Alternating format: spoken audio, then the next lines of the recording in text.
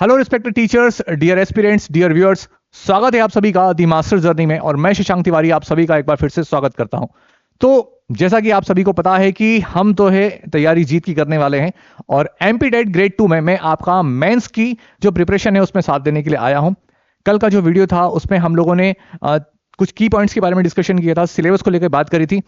आज जो है हम कंप्लीट रोड मैप के बारे में बात करेंगे, क्योंकि मैंने आपसे कल कहा था कि अगर हमारे पास प्रॉपर प्लानिंग नहीं होगी तो हम लोग ऐसे ही भटकते रहेंगे। एंड ट्रस्ट मी, मैं आप सभी लोगों के लिए एक बेहतरीन रोड मैप लेकर आया हूं जो मैंने अपनी जर्नी में यूज करा था, वही मैं आपके साथ करने वाला हूं। और ट्रस्ट में अगर आपको पसंद आए तो आप इसको यूटिलाइज करना, अदरवाइज कोई इश्यू नहीं है, क्योंकि आप सभी बड़े हैं, ठीक है, इसलिए छोटे बच्चे नहीं है। लेकिन मेरा दिल कहता है कि हमारे पास एक प्रॉपर रोड मैप जरूर होना चाहिए जब हम किसी जर्नी में जा रहे हैं।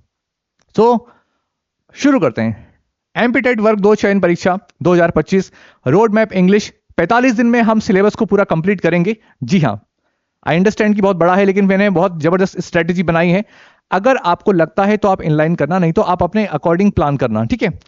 और 15 दिन जो बचेंगे हमारे, हमने 60 डेज का प्लान रेडी करा है, उसमें हम लोग रिवीजन करेंगे प्लस साथ में मॉक टेस्ट। एंड ट्रस्ट में हम लोग जीत जाएंगे, ठीक है। जय श्री महाकाल। चलो एक छोटा सा ब्रीफ इंट्रोडक्शन मेरे बारे में। So this side Shashank Tiwari, और मेरा जो एजुकेशन क्वालिफिकेशन है वो बेसिकली एमए इंग्लिश लिटरेचर से मैंने कर रखा है, जीवाजी यूनिवर्सिटी से। और बीएड किया हुआ है, बीएससी बायोटेक्नोलॉजी कर रखा है, और कंप्यूटर की जो फॉर्मल डिग्री होती है पीजीडी से वो कंप्लीट कर रखा है। और काफ़ी समय से पढ़ा रहा हूँ यार, मोर देन 15 ईयर्स हो चुके हैं। बस फर्क इतना है कि तब 9 to 12 को पढ़ाता था, और अब जो है चूंकि इस साल ये मेरा ड्रीम वर्क रहा है शुरू से कि मैं कंटेंट तैयार करूं, बिकॉज मुझे बिलीव है कि मेरे पास कंटेंट बहुत अच्छा है। और मैं आपको दिखाऊंगा कल से जो आपके पास में लेक्चर आने वाले हैं वो शायद आपको देख के भरोसा हो जाएगा, ठीक है। सो बस इतनी ही बात करेंगे कम से कम समय में, क्योंकि आपको भी इस समय कंटेंट की रिक्वायरमेंट है। और ये मैंने अभी लास्ट ईयर 2023 में जो एग्जाम हुआ था एमपीटेट, ये मेरे प्री का रिजल्ट है जो कि आप यहाँ पर देख सकते हैं, ठीक है। थोड़ा सा होता है ना कि एक भरोसा जरूर हो जाए कि हाँ, हमें जो पढ़ाने वाले टीचर्स हैं वो क्या क्वालिफिकेशन है। इंग्लिश में मेरे 104 नंबर, 103 पता नहीं क्या, ये प्रोपोर्शन और नॉर्मलाइजेशन मार्क्स मुझे तो कभी समझ में नहीं आया, लेकिन 103 104 नंबर के आसपास थे मेरे, ठीक है। शशांक तिवारी। और ये है मेरे मेंस का रिजल्ट जो कि आप देख सकते हैं। नाउ कितने मार्क्स से 81.05 यार, ठीक है। और हम सब पता है कि जनरल कैटेगरी हमारी यार, तो जनरल कैटेगरी वैसे वही वेटिंग वेटिंग वेटिंग लगी हुई है यहाँ पे, आप देख सकते हैं अलग अलग कैटेगरी में। सो ये एक छोटी सी ये रहता है। एंड ट्रस्ट मी, एमपीटेट का पेपर इस साल मेरा ये मन था कि मैं इस चैनल को मार्च से शुरू करता, एमपीटेट ग्रेड 1 प्री वालों बच्चों के लिए, ठीक है, स्टूडेंट्स के लिए, एस्पिरेंट्स के लिए। लेकिन अब चूंकि आपका पेपर आ गया, मैंने देखा कि सिलेबस अच्छा है, हम करा सकते हैं, तो फिर मैं इसमें जुट गया हूं। इसीलिए कह रहा हूं कि भले मेरे वीडियोस आप तक शायद प्रॉपर रेगुलर ना पहुंच पाए, पूरी कोशिश करूंगा कि रेगुलर पहुंचे, लेकिन मेरा कंटेंट आप तक पूरा 100% पहुंच जाएगा, 100% पहुंचेगा, नेक्स्ट लेवल का पहुंचेगा। सो ये तो हो गया रिजल्ट के बारे में बात। Now road map MPTET grade 2 के बारे में हम लोग डिस्कस करने वाले हैं।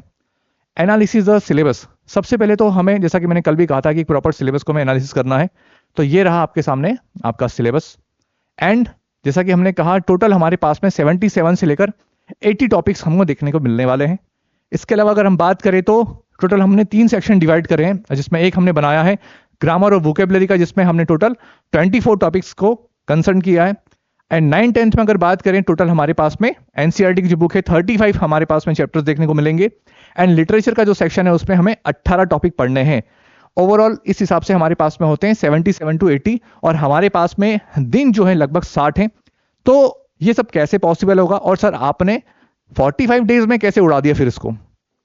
ट्रस्ट मी, बहुत आसान है, हम कर लेंगे।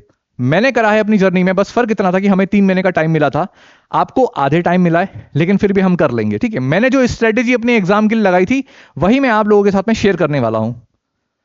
सो ये चीज आपने देख ली है। अब हम बात करते हैं। Now the biggest question is how will we complete such a broad syllabus in 45 days. बड़ा प्रश्न यह है कि इतने बड़े सिलेबस को हम लोग 45 दिन में कैसे कंप्लीट करेंगे। So here is the solution. यहां पर आपके पास में सॉल्यूशन हम लेकर आए हैं। तो सबसे पहले तो हम लोग 3 सेक्शन में डिवाइड करेंगे, ठीक है, लिटरेचर, ग्रामर एंड वोकेबलरी और एनसीईआरटी।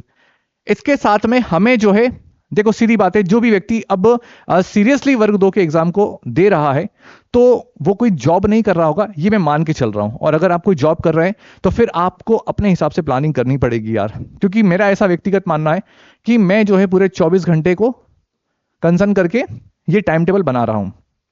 जिसमें आप सभी को अपने अनुसार मॉर्निंग टाइम कौन सा सेक्शन को देना है, नून से इवनिंग का समय कौन से सेक्शन को देना है, इसके अलावा नाइट टू लेट नाइट कौन से सेक्शन को देना है, ये आपके ऊपर डिपेंड करता है। आप प्रॉपर अपनी 6 आवर्स की जो नींद है वो जरूर लीजिए, इतने में हो जाएगा। 6 घंटे की नींद आप जरूर लीजिएगा, क्योंकि अगर आप स्वस्थ ही नहीं रहेंगे तो फिर कोई मतलब नहीं, जितना पढ़ा है वो भी अगर माइंड में नहीं रह पाए तो फिर क्या दिक्कत है। लेकिन 6 घंटे की नींद जरूर लीजिए। फिर बता रहा हूं, तीनों सेक्शन के लिए 3 टाइम पीरियड, जिसका मन कर रहा है मॉर्निंग में अगर ग्रामर करना है ग्रामर करे, लिटरेचर करना है लिटरेचर करें, एनसीईआरटी करना है एनसीईआरटी करें, लेकिन पढ़ना तीनों ही टाइम है। पैरेलल चलेंगी तीनों चीजें साथ में, ग्रामर एंड वोकैब, एनसीईआरटी, और रात में हमारा, जैसे मैं पढ़ता था, मैं मॉर्निंग में ग्रामर और वोकैब को लेकर चलता था, नून में एनसीईआरटी को लेकर पढ़ता था, और लेट नाइट में पढ़ता था लिटरेचर को।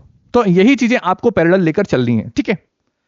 सो यहां पर मैंने प्लान किया है कल से, इसको हम लोग बाद में डिस्कस करेंगे। लिटरेचर की जो यूनिट 15, 16, 17, 18, 19, 20 ये आपको जो यहां पर दिख रही है, उसको आपको कंप्लीट करना है। यूनिट 15 को आपको करना है 9 दिन के अंदर, यूनिट 16 आप कंप्लीट करेंगे 8 दिन के अंदर, 17 7 डेज के अंदर, 18 7 डेज के अंदर, 19 9 डेज के अंदर, और 25 डेज के अंदर। पूरा सिलेबस एनालिसिस करने के बाद में ही मैंने यहां पर डेज काउंट किए हैं। कौन कौन से डेज में, 21 तारीख से पढ़ेंगे हम 29 तारीख तक, 21 से 29 के बीच में हमें केवल यूनिट 15 करना है। अब यहां पर एक इंपॉर्टेंट बात जो मैंने आगे ब्रैकेट में लिख भी रखी है, चूंकि भूल जाता हूं इसलिए, इंपॉर्टेंट बात यह है कि जब मैं यूनिट 15 को कंप्लीट कर रहा हूं इन 9 दिनों में, तो इनके बारे में बिल्कुल सोचने की आवश्यकता नहीं है। जी हां, थोड़ा सा अजीब लगेगा कि सर इतना बड़ा ब्रॉड सिलेबस है, फिर दोहरा रहा हूं, हो जाएगा, आराम से हो जाएगा। मेरा जो पैटर्न था, मैं उसमें मैं क्या करता था कि यूनिट जो 15 है 9 दिन मैंने डिसाइड करा, तो मैं 9 दिन यही पढ़ूंगा।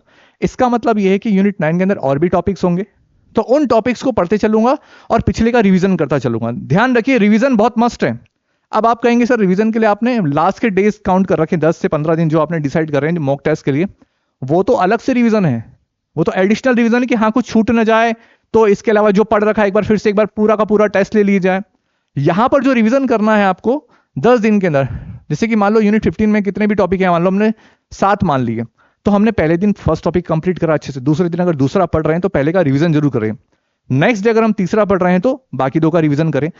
और क्योंकि इन 9 दिनों में हमें केवल और केवल इस 15 यूनिट के बारे में सोचना है और उसी को लेकर काम करना है, इससे बेनिफिट क्या है कि हमें यूनिट 15 अच्छे से कवर हो जाएगी हमारी, ट्रस्ट मी, हो जाएगी।